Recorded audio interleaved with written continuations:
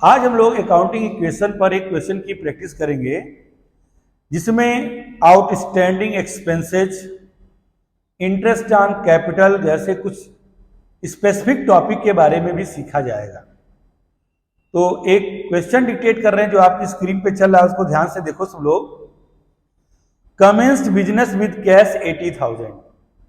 Businessman ने business 80,000 से start किया। हम लोग अकाउंटिंग की लैंग्वेज में पढ़ेंगे इसको कि बिजनेसमैन से 80,000 लेकर अपने आप को स्टार्ट किया। तो बिजनेस में 80,000 कैश आए और बिजनेसमैन ने उसको दिया।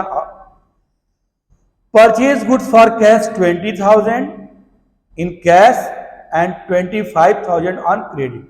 दो तरह से गुड्स खरीदा, कैश में भी और क्रेडिट में भी। कैश में गुड्स खरीदेगा तो बिजनेस में गुड्स आएगा, क्रेडिट में भी गुड्स खरीदेगा तो बिजनेस में गुड्स आएगा। दोनों कंडीशन में गुड्स बढ़ जाएंगे, स्टॉक बढ़ जाएगा। कैश से खरीदेगा तो गुड्स आएगा और कैश जाएगा, कैश हमारा घट जाएगा। और एक नई लायबिलिटी क्रेडिटर्स क्रिएट होगी जब आप क्रेडिट परचेज करो। क्रेडिट परचेज में आप तुरंत गुड्स खरीद लेते हो लेकिन पैसे नहीं देते हो, पैसे बाद में देते हो, और जिनको भी हम बाद में पेमेंट करेंगे वो हमारी लायबिलिटीज होगी। Paid wages 3,000 and rent 1,000। Wages paid किया, वर्कर से काम कराया है और हाउस का रेंट दिया है, एक्सपेंसेज है ये। वेजेज आउटस्टैंडिंग है, यानी वर्क कर दिया है वर्कर ने लेकिन अभी उसको पैसे नहीं दिए हैं, पैसे बाद में देंगे। एक नई लायबिलिटी बढ़ रही है, आउटस्टैंडिंग वेजेस, क्योंकि हमें पैसे बाद में देने हैं अभी। Sold goods costing 12,000। 12,000 का स्टॉक हमने बेच दिया और 16,000 कैश आया। तो 12,000 का स्टॉक कम हुआ, 16,000 की कैश बढ़ी। रिमेनिंग 4,000 का जो डिफरेंट प्रॉफिट आया, तो हमने शुरू में बताया था कि कैपिटल को चार चीजें इफेक्टिव करेंगी। एक्सपेंसेज एंड लॉसेस कैपिटल को कम करेंगे, प्रॉफिट और इनकम कैपिटल को इंक्रीज करेंगे। तो 4,000 जो प्रॉफिट हुआ है हमारी कैपिटल को इंक्रीज कर देगा। Goods purchase on return to creditors 1,000। हमने जो उधार गुड्स खरीदा था उसमें से 1,000 क्रेडिटर्स को वापस कर दिया। अब स्टॉक हमारे बिजनेस से जाएगा, 1,000 का स्टॉक कम हो जाएगा और क्रेडिटर्स को जितने पैसे देने थे फ्यूचर में उतना उसमें से 1,000 रुपए कम हो जाएगा। तो हम लोग 1,000 स्टॉक से माइनस कर देंगे और 1,000 क्रेडिटर से माइनस कर देंगे। परचेज फर्नीचर, फर्नीचर खरीदा, एक असेट्स आई। कैश में खरीदा, कैश गई। उधार खरीदेगा, एक नई लायबिलिटी बढ़ेगी, फ्यूचर में उसको पेड करने होंगे। इंटरेस्ट ऑन कैपिटल, देखो इंटरेस्ट ऑन कैपिटल बिजनेस को देना पड़ता है, तो बिजनेस का एक्सपेंस है और ये बिजनेसमैन को मिलता है। तो बिजनेस के एक्सपेंसेस कैपिटल को घटा देते हैं।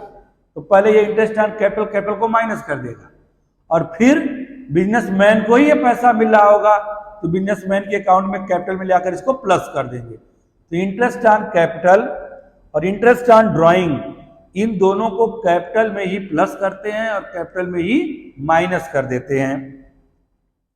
Cash deposited into bank, bank में कैश डिपॉजिट किया, हमारा पैसा बिजनेस से कम हो गया लेकिन वो पैसा हमारे बैंक में चला गया। तो एक असेट्स कैश कम हुई और बैंक में एक असेट्स बढ़ गई। तो क्वेश्चन को पहले पॉज करके सब लोग नोट करेंगे, फिर इसके सोल्यूशन पर हम लोग आएंगे। तो आप लोग अच्छे से क्वेश्चन को नोट कर लीजिए। तो आपने क्वेश्चन को अच्छे से नोट कर लिया। अब देखो हम लोग का पहला स्टेप, हर ट्रांजैक्शन में ये आइडेंटिफाई करना किसमें कौन सा असेट्स है और कौन सी लायबिलिटीज है। तो पहले देखो बिजनेसमैन को एक लायबिलिटीज की में माना गया, एक पर्सनल अकाउंट है और पर्सनल अकाउंट में उसको लायबिलिटीज माना जाता है क्योंकि वो उतना पैसा उससे बिजनेस लिया रहता है। हम सारे भी अकाउंट्स के रूल्स रेगुलेशन जो भी फॉलो करेंगे हम बिजनेस को पॉइंट ऑफ व्यू से फॉलो करेंगे, बिजनेसमैन के पॉइंट ऑफ व्यू से फॉलो नहीं किया जाएगा। तो यहां पर बिजनेसमैन से बिजनेस ने 80,000 रुपीज ली, कैश बिजनेस में आया, कैश असेट्स है, तो बिजनेस की एक असेट्स कैश बढ़ेगी। और बिजनेसमैन से बिजनेस ने उधार पैसे लिए, फ्यूचर में वो अपना पैसा वापस ले सकता है, बिजनेस को उसका पैसा वापस करना होगा, एक लायबिलिटीज बढ़ रही है कैपिटल। तो हम लोगों ने बिजनेस स्टार्ट किया, 80,000 कैश बढ़ी, अभी इन पर कोई इफेक्ट नहीं है, और 80,000 की एक लायबिलिटीज बढ़ी कैपिटल, और हमारा इक्वेशन देखो यहां पर इक्वल हो चुका है। तो बिजनेसमैन के द्वारा दिया गया पैसा कैपिटल होगा, चाहे वो किसी भी फॉर्म में दे, गुड्स के फॉर्म में दे, स्टॉक के फॉर्म में दे, असेट्स के फॉर्म में दे, कैश के फॉर्म में दे, वो लायबिलिटीज कैपिटल में उसके नाम में लिख देंगे, और जो जो चीजें वो प्रोवाइड करेगा वो बिजनेस के लिए असेट्स कहलाएगी। दूसरा देखो, purchase goods for cash and on credit. Goods purchase किया है कैश में भी और क्रेडिट में भी। अपने आप को तुम बिजनेस मान लो कि मैं बिजनेस हूं, मैं गुड्स परचेज कर रहा हूं, तो मैं मार्केट से गुड्स परचेज करूंगा तो मेरे पास स्टॉक बढ़ जाएगा, और स्टॉक असेट्स होती है। पैसा दूंगा तो पैसा जाएगा बिजनेस से, मेरे पैसा कम हो जाएगा। मैं पेन खरीदा, पेन आई और पैसा गया, तो एक असेट स्टॉक बढ़ेगा। जब आप गुड्स खरीदोगे एक असेट स्टॉक बढ़ेगा, और जब पैसे देकर गुड्स खरीदोगे तो कैश कम हो जाएगा, एक असेट्स कम हो जाएगी। लेकिन उधार में गुड्स खरीदोगे, तुम्हें पैसे फ्यूचर में देने होंगे, और फ्यूचर में अगर कोई भी पैसा हम देंगे हमारी लायबिलिटीज होगी, और उस लायबिलिटीज को बोलेंगे क्रेडिटर। बिजनेसमैन के द्वारा दिए गए पैसे को कैपिटल बोलते हैं, और किसी कोई उधार सामान खरीदते हो उसको फ्यूचर में पैसा देना है, वो भी हमारी लायबिलिटीज है, उसको क्रेडिटर्स बोला जाएगा।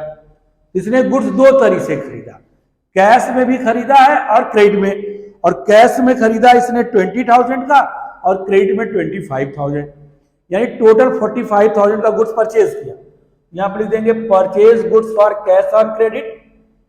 45,000 का स्टॉक बढ़ जाएगा, स्टॉक गुड्स बढ़ा, 20,000 उसने तुरंत दिए, 20,000 माइनस कर दिया कैश से, 45,000 में से 20,000 तुरंत दे दिया जाए, और 25,000 बाद में देंगे, तो हमारी वो बाद में देने वाली लायबिलिटीज बनी, एक लायबिलिटीज बन गई क्रेडिटर 25,000 से।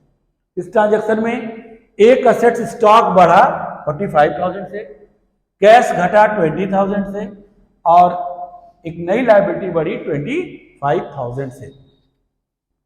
फिर next, paid wages and rent. अगर कोई भी बिजनेस किसी भी एक्सपेंसेस को पेड करता है तो हमारा कैश उतने से कम हो जाएगा। अगर हम किसी को वेजेस देंगे, रेंट देंगे, सैलरी देंगे, तो पैसे में देंगे, कैश कम हो जाएगा। और दूसरा, वो एक्सपेंसेस बिजनेसमैन के इनकम को कम करता है, और बिजनेसमैन का सारा कुछ हम लोग उसके नाम को कैपिटल में लिख रहे हैं, तो जितने भी एक्सपेंसेस बिजनेस पेड करेगा उससे कैश कम हो जाएगा और हमारा कैपिटल भी कम हो जाएगा। तो रेंट और सैलरी मिलकर 4,000 पेड किया है, तो 4,000 हमारा जो है कैश कम हो गया, और 4,000 से हमारी कैपिटल भी कम हो जाएगी। एक्सपेंसेज और लॉसेस कैपिटल को कम करेंगे, इनकम और गेन कैपिटल को प्लस करेंगे। तो वेजेस पेड किया है, एक्सपेंसेज है, कैश घट गया, और हमारा कैपिटल भी उतने से माइनस हो गया। फिर नेक्स्ट देखो, आउटस्टैंडिंग वेजेस। हम अगर किसी पर्सन से काम करा लिए और उसको पैसे नहीं दिए, पैसे बाद में देंगे, वो भी एक लायबिलिटीज है, उस लायबिलिटीज को आउटस्टैंडिंग वेजेस करके लिख देंगे। तो अगर आपने किसी से सर्विस ले लिया तो एक्सपेंसेस मान लिया जाता है कि एक्सपेंसेस हो गया, भले हमने पैसे दिए चाहे ना दिए। पैसे देंगे तो कैश से कम करेंगे, और पैसे नहीं देंगे तो आउटस्टैंडिंग वेजेस में लिखेंगे, लेकिन दोनों कंडीशन में वो कैपिटल से माइनस किया जाएगा।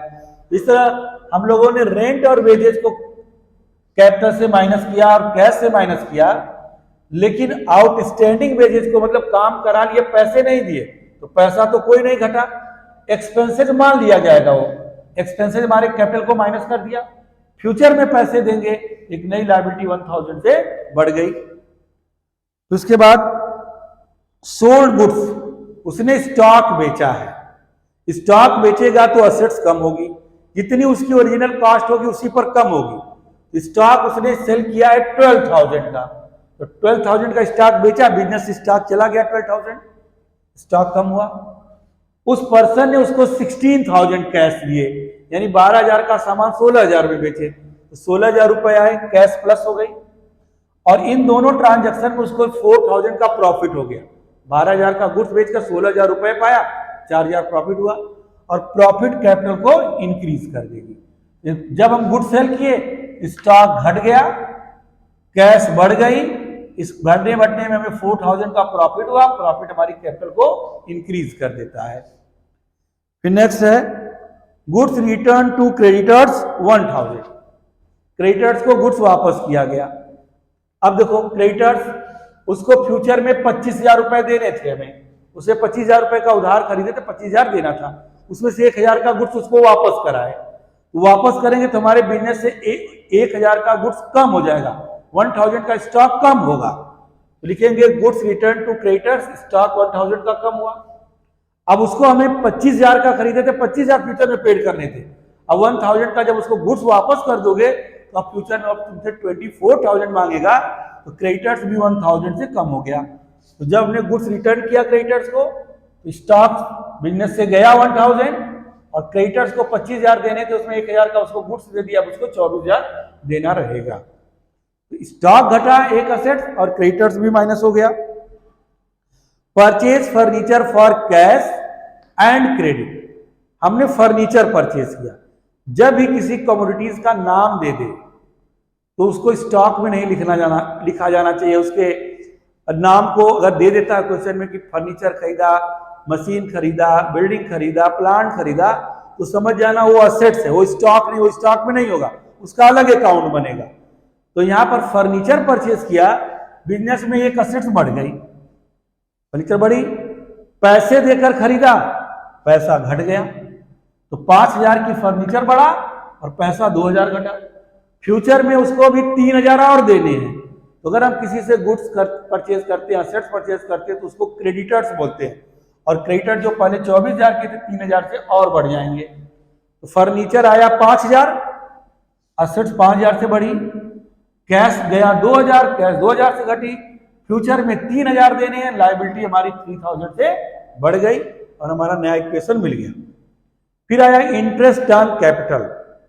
देखो दो चीजें इसमें हम लोग पढ़ेंगे, एक इंटरेस्ट ऑन कैपिटल और एक इंटरेस्ट ऑन ड्राइंग। जब बिजनेसमैन बिजनेस में पैसा लगाएगा तो बिजनेस को इंटरेस्ट ऑन कैपिटल देना होगा, और जब बिजनेसमैन बिजनेस से पैसा निकालेगा तो बिजनेस बिजनेसमैन से इंटरेस्ट मांगेगा। ऐसी कंडीशन में इंटरेस्ट ऑन कैपिटल और इंटरेस्ट ऑन ड्राइंग दोनों बिजनेस और बिजनेसमैन से रिलेटेड रहता है, इसलिए इसको कैपिटल में ही प्लस करते हैं और कैपिटल में ही माइनस करते हैं। इंटरेस्ट ऑन कैपिटल, कैपिटल हमेशा ओपनिंग से निकलेंगे, इसकी ओपनिंग कैपिटल को 80,000 है, 80,000 का 10% 8,000 उसको इंटरेस्ट देना है, जो कैपिटल से में ही प्लस होगा और कैपिटल में ही माइनस होगा, क्योंकि बिजनेस से रिलेटेड एक्सपेंस कैपिटल को घटाते हैं और पार्टनर्स रिलेटेड इनकम पार्टनर्स की कैपिटल को बढ़ाती है। यहाँ बढ़ा भी रहा है और घटा भी रहा है सेम। फिर उसके बाद बैंक में पैसे डिपॉजिट कर दिया। अब देखो हमारा पैसा हमारे पास रहे चाहे बैंक में रहे, हमारी असेट्स है, हमने कैश से 50,000 निकाला और उसको बैंक में डिपॉजिट कर दिया, एक असेट्स कैश घट गई, एक असेट्स हमारी नई बैंक बढ़ गई, तो एक असेट्स घटी है और एक असेट्स बढ़ी है, और ये हमारा फाइनल इक्वेशन बना, इसको अच्छे से नोट कर लेंगे।